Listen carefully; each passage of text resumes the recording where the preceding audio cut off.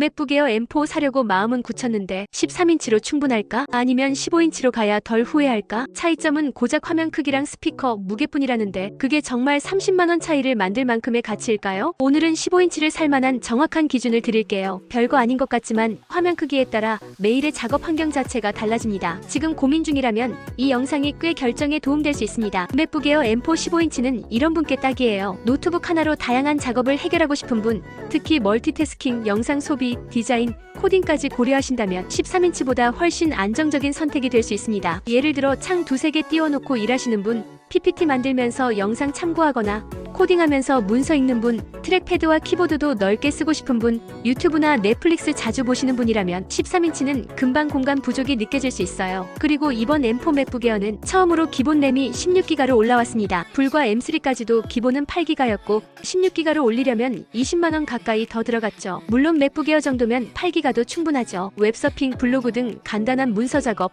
영상 시청 정도면 문제 없었으니까요. 하지만 작업을 여러 개 동시에 돌리는 분들한테는 16기가에 대한 아쉬움이 늘 있었지만 추가 금액 때문에 쉽게 못 올리던 스펙이었습니다. 그걸 M4에서는 기본으로 준 겁니다. 그리고 지금 쿠팡 같은 오픈마켓 기준으로 애플 공홈보다 3% 저렴한 183만원에 빠른 로켓 배송, 무료 반품까지 가능한 조건이에요. AS도 애플 공식 서비스 센터에서 문제없이 받을 수 있으니 가격이 싸다고 꺼릴 이유도 없습니다. 할인 가격은 영상 고정 댓글에 링크로 남겨뒀으니까 필요하신 분들은 확인해보시면 될 것 같아요. 15인치 맥북 에어는 단순히 화면이 커진 게 아닙니다. 작업 환경 자체가 달라집니다. 13인치는 분명 가볍고 빠릅니다. 하지만 자꾸 뭔가 아쉬운 순간들이 생겨요. 특히 여러 창을 동시에 띄우는 멀티 작업을 자주 하는 분들이라면 그 차이가 분명하게 느껴집니다. PPT 만들면서 참고할 자료 띄우고 노션, PDF, 캘린더 같은 앱을 동시에 켜두는 작업, 코딩하면서 문서 확인까지 병행하는 작업들 있죠. 13인치에선 창을 계속 바꾸거나 줄여서 겹쳐놓는 식으로 타협하게 되고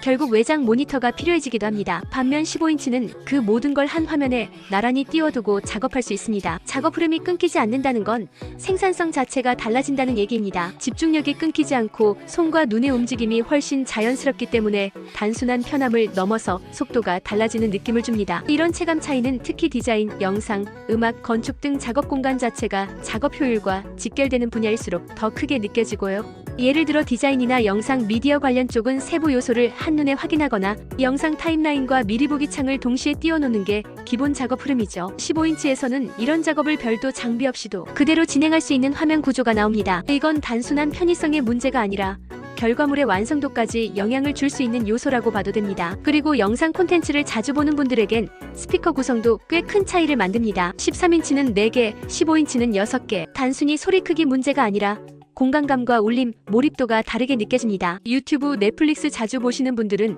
15인치가 주는 화면의 쾌적함에 더해서 확실히 더 풍성하고 몰입되는 사운드를 체감할 수 있습니다. 그리고 트랙패드와 키보드 공간도 은근히 중요한 부분입니다. 15인치는 손을 올리는 면적이 조금 더 여유 있어서 장시간 타이핑하거나 영상 편집, 코딩 작업을 할 때 손목이 덜 긴장되고 자연스럽게 놓여서 훨씬 편안한 체감이 생깁니다. 15인치 맥북 에어를 선택한 분들 대부분은 13인치 쓸 땐 몰랐는데 바꾸고 나니까 돌아가기 싫다는 반응을 보입니다. 실제로 자주 나오는 말들만 정리해보면 이렇습니다. 13인치 쓸 땐 글자가 작아서 집중하다 보면 어느새 몸이 화면 쪽으로 자꾸 기울고 눈도 피곤하고 자세도 점점 굳어졌어요. 그런데 15인치는 같은 거리에서도 글자가 더 크고 선명하게 보여서 훨씬 편한 자세로 작업할 수 있고 눈도 훨씬 덜 피로하더라고요. 창 2개만 동시에 띄워도 이렇게 편할 줄 몰랐어요. 13인치 쓸 땐 늘 외장 모니터 생각했는데 이제 그럴 필요가 없어요. 생각보다 무게도 부담 없고 이거 하나면 웬만한 작업은 다 돼요. 13인치도 충분히 좋은 기기지만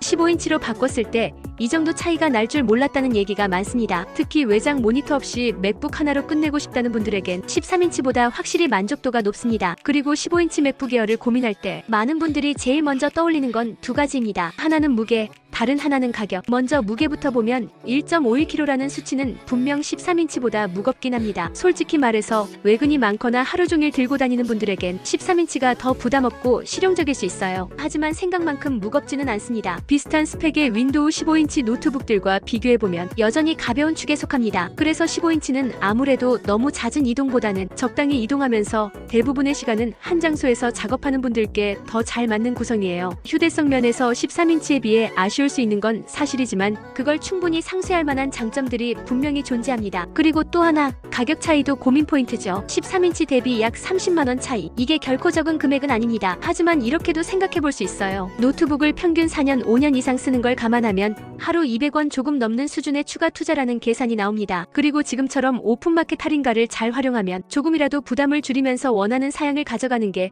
충분히 가능합니다. 이제 마지막으로 15인치 맥북 에어 M4를 고려 중인 분들께 실제로 후회 없는 선택이 될 수 있는 추천 옵션 한 가지만 짚어드리면, 기본 램은 이미 16기가로 업그레이드 됐기 때문에 별도로 추가할 필요는 없습니다. 문제는 SSD인데요. 웹서핑, 문서 작업 위주로 가볍게 쓰실 거라면 256기가로도 충분합니다. 하지만 영상 편집, 포토샵, 디자인 툴을 쓰거나 자료를 많이 저장하시는 분이라면 512기가 이상으로 가는 걸 추천드립니다. 이건 단순히 저장 공간 문제를 넘어서 파일 처리 속도나 멀티태스킹 성능에도 체감 차이가 있습니다. 그래서 예산만 괜찮다면 램 16기가에 SSD 512기가 구성이 가장 균형 잡힌 선택이고, 16기가에 256기가도 가성비로 충분히 추천할 수 있습니다. 오늘 내용은 여기까지입니다. 제품에 대한 보다 자세한 내용, 가격, 후기 등은 고정 댓글 링크를 통해 확인해주세요. 감사합니다.